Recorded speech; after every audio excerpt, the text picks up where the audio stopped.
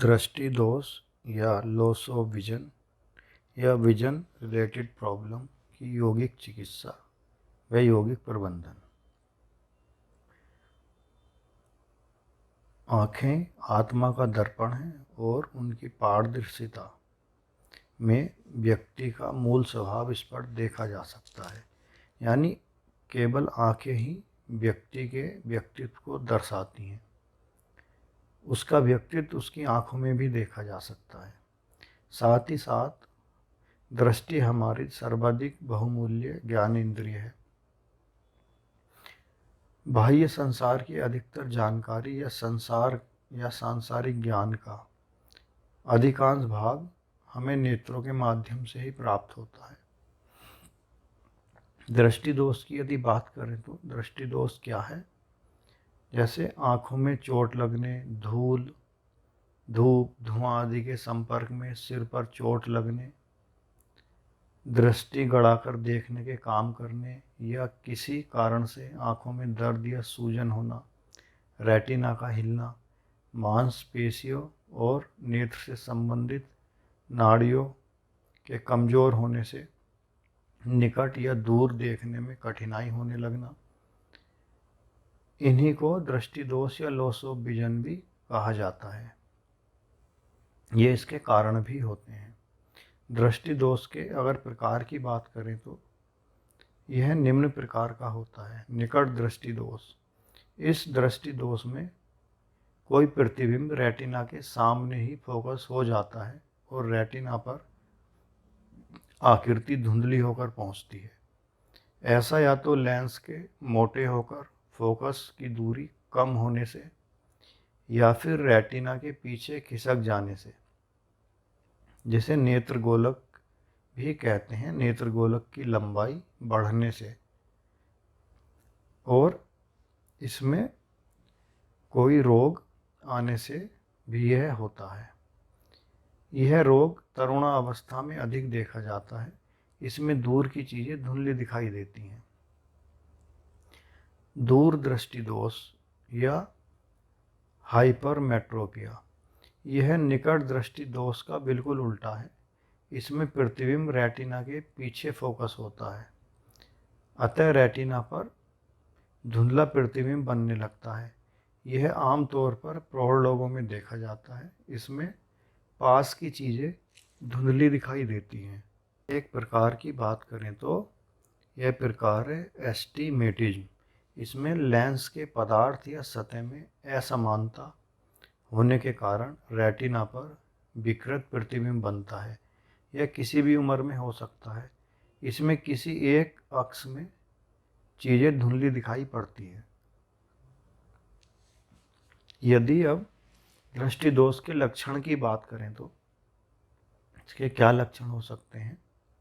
कम दिखाई पड़ना, सिर दर्द, खुजली होना, निकट या दूर की वस्तुओं को न देख पाना, धुंधलापन, आँखों से पानी बहना, पढ़ने में कठिनाई, आँखों पर जोर डालने से पलकों का झपकना या कम हो जाना, कभी कभी चक्कर भी आना। दृष्टि दोष के कारणों की बात करें तो इसके क्या कारण हो सकते हैं?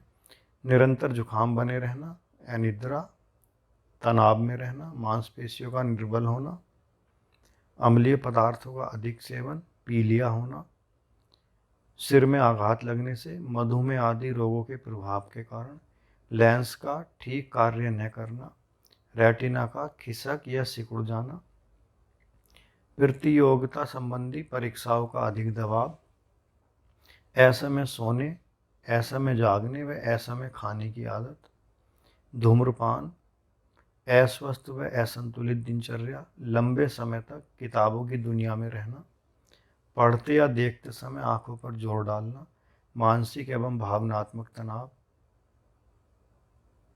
सीलियरी मांसपेशियों का कमजोर पड़ जाना, रेटिना का अपनी जगह से आगे या पीछे हिल जाना, उम्र बढ़ने के साथ जैसे जैसे शरीर की मांसपेशियां शिथिल होती हैं या उनका शिथिल होना, यह भी एक कारण है। बहुत अधिक समय तक टीवी, मोबाइल, कंप्यूटर की स्क्रीन का उपयोग करना। यदि दृष्टि दोष की यौगिक चिकित्सा की बात करें तो इसका निम्न प्रारूप हो सकता है।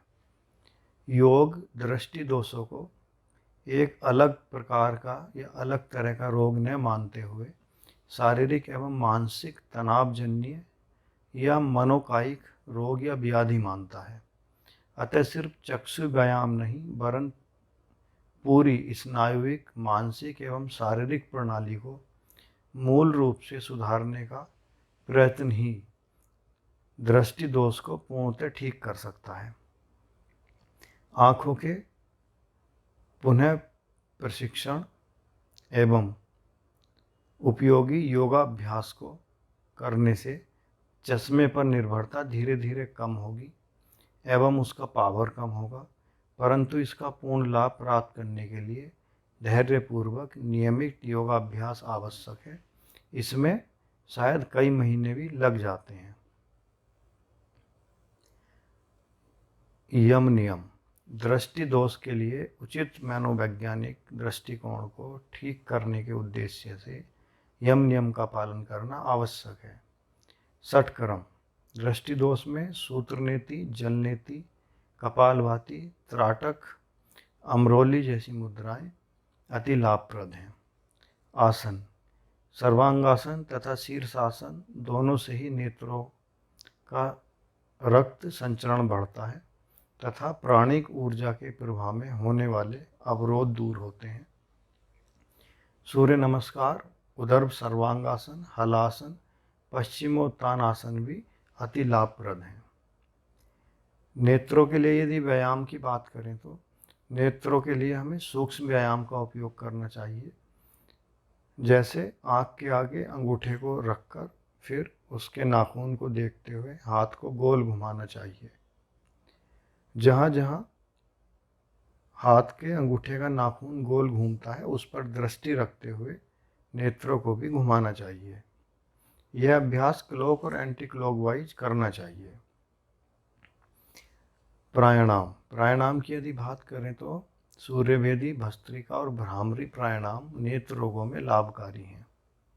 बंद में मुद्रा नेत्र रोगों के लिए विपरीत करणी मुद्रा, अश्वनी मुद्रा, योग मुद्रा, सांभवी मुद्रा और मूल बंद हितकर हैं। ध्यान नेत्र रोगों के लिए त्राटक ध्यान, योग निद्रा, सोहम जप ध्यान का अभ्यास लाभकारी है। नेत्र संबंधी रोगों में यदि आहार की बात की जाए तो ऐसा आहार पथ्यकारक यानी जो लेना चाहिए या लेना लाभप्रद है। जैसे भोजन हल्का, सादा एवं प्राकृतिक हो। दूध, गाजर, पपीता जैसे फल एवं सलाद इत्यादि जिनमें विटामिन ए की अधिकता हो अवश्य लेने चाहिए। इसके अलावा विटामिन सी, विटामिन B12 एवं आवश्यक अमीनो एसिड्स युक्त पदार्थ जैसे हरी सब्जी, आंवला इत्यादि भी पर्याप्त मात्रा में लेना चाहिए। करेला, परवल, मूंग, चावल, शहद तथा दूध उत्तम आहार हैं। हरी सब्जी, आंवला तथा अन्य फलों का प्रयोग भी करें। गाय का घी का उपयोग नेत्र रोगों में लाभकारी है।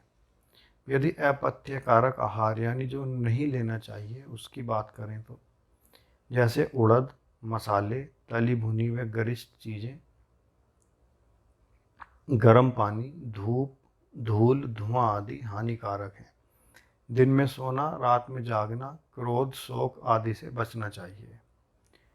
अन्य सुझाव की यदि बात करें तो वह क्या हो सकते हैं, जैसे बहुत अधिक समय तक टीवी, मोबाइल, कंप्यूटर की स्क्रीन का उपयोग न करें। आँखों की नियमित रूप से जांच कराते रहें। प्रातःकाल आँखों को त्रिफला में के पानी से धोना या उस पानी के आँखों में छींटे लगाना लाभप्रद है। कब्ज को नहीं होने देना चाहिए, कब्ज से बचना चाहिए। इस प्रकार हम देखते हैं कि नेत्र रोगों की योग के द्वारा उचित प्रबंधन से इनमें लाभ प्राप्त किया जा सकता है।